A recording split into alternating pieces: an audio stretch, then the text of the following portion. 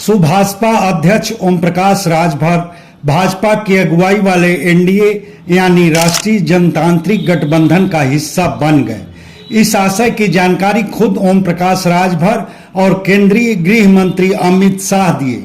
दोनों नेता अपने अपने ट्विटर हैंडल से इस आशय का ट्वीट 16 जुलाई को किए और उसके बाद ही राजनीतिक हलके में सवाल उठने शुरू हो गए कि सुभाषपा विधायक और मुख्तार अंसारी के बेटे अब्बास अंसारी क्या करेंगे।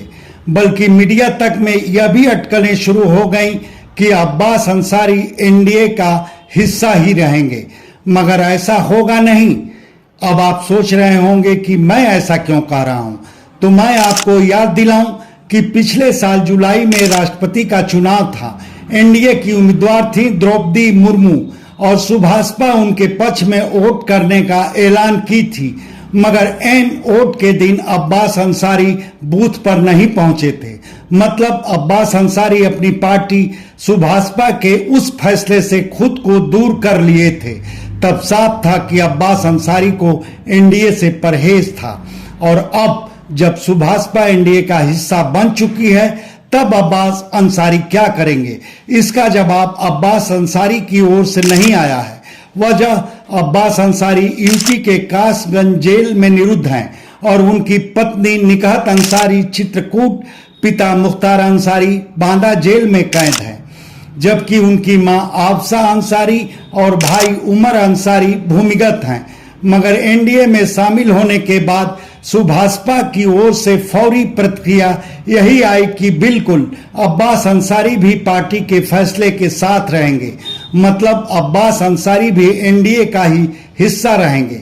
मगर आजकल समाचार इस मसले पर गहराई से पड़ताल किया तो निष्कर्ष यही निकला कि अब्बास अंसारी को भाजपा की अगुवाई वाला एनडीए हरगिज कबूल नहीं होगा।